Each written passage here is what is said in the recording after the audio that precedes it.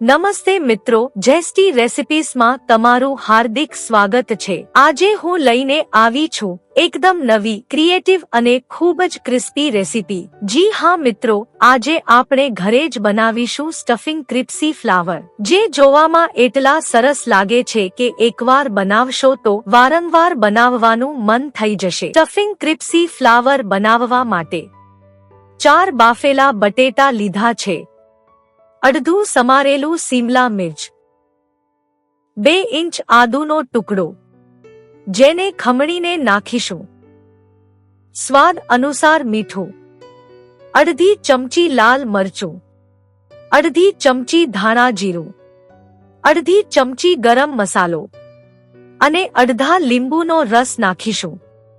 હવે આ બધી સામગ્રીને મિક્સ કરી સ્ટફિંગ તૈયાર કરી લેશું। અહીં આપણે બટેટાને હાથેથી મેશ કરીશું। જો સ્ટફિંગ ઢીલું હોય તો તેમાં 2 ચમચી જેટલા બ્રેડક્રમ્સ અથવા તપકીરનો લોટ ઉમેરીશું, જેનાથી બટેટાનું સ્ટફિંગ ડ્રાય થઈ જાય। તો બટેટાનું સ્ટફિંગ તૈયાર કરી લીધું છે। હવે આ સ્ટફિંગમાંથી આ રીતે લંબચોરસ રોલ વાળી લેશું।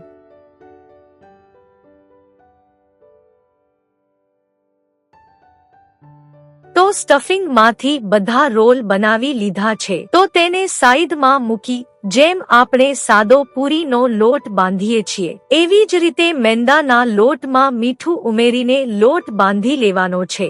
મેં લોટને પહેલેથી બાંધેલો રાખ્યો છે, તો તેમાંથી આ રીતે ચોરસ રોટલીને તૈયાર કરી લેવાની છે। અહીં રોટલીની થિકનેસ મીડિયમ જ રાખીશું। ત્યારબાદ કાંટા ચમચીથી એક સાઈડની કિનારીમાં આકા પાડી લેશું। ચાકુથી આ રીતે થોડા અંતરે કાપી લેશું, જેનાથી સરસ પાંખડીઓ તૈયાર થઈ જશે। હવે નીચેથી આ રીતે હાથેથી દબાવી દેશું।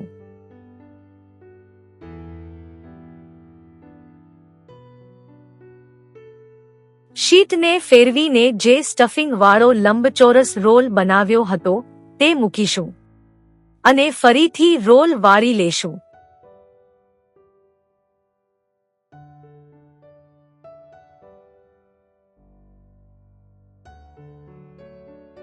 બંને છેડાને જોઈન્ટ કરી લેશું।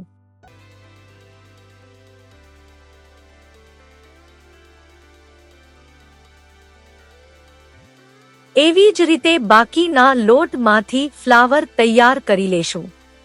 તો અહીં ફ્લાવરને તૈયાર કરી લીધા છે। તમે જોઈ શકો છો, ફ્લાવરની પાંખડીઓ અલગ ખુલે છે। હવે કડાઈમાં તેલ ગરમ કરીને મીડિયમ ફ્લેમ ઉપર ફ્લાવરને તળી લેશું અને ગોલ્ડન બ્રાઉન થાય ત્યાં સુધી તળીશું।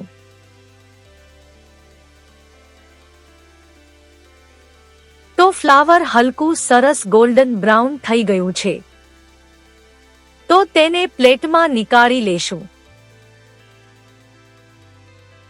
અને બાકીના ફ્લાવરને પણ આ જ રીતથી તળી લેશું। જે કોઈ ખાશે તે જરૂર પૂછશે કે આવું તો પહેલી વાર જ ખાધું। જો મિત્રો તમને આજની રેસીપી ગમી હોય તો કોમેન્ટ બોક્સમાં જરૂરથી જણાવજો। તમારો એક નાનો કોમેન્ટ પણ અમને નવી રેસીપી બનાવવા માટે ખૂબ મોટો ઉત્સાહ આપે છે। વિડીયોને લાઈક કરજો, તમારા ફ્રેન્ડ્સ અને ફેમિલી સાથે શેર કરજો અને હા, જેસ્ટી રેસિપીઝ ચેનલને સબસ્ક્રાઇબ કરવાનું બિલકુલ ભૂલશો નહીં। તમારો સમર્થન, તમારો પ્રેમ આ ચેનલને આગળ વધારવા માટે બહુ મહત્વનો છે। ફરી મળશું એકદમ નવી, ટેસ્ટી અને રસપ્રદ રેસીપી સાથે। ત્યાં સુધી જેસ્ટી રેસિપીઝ સાથે જોડાયેલા રહેજો।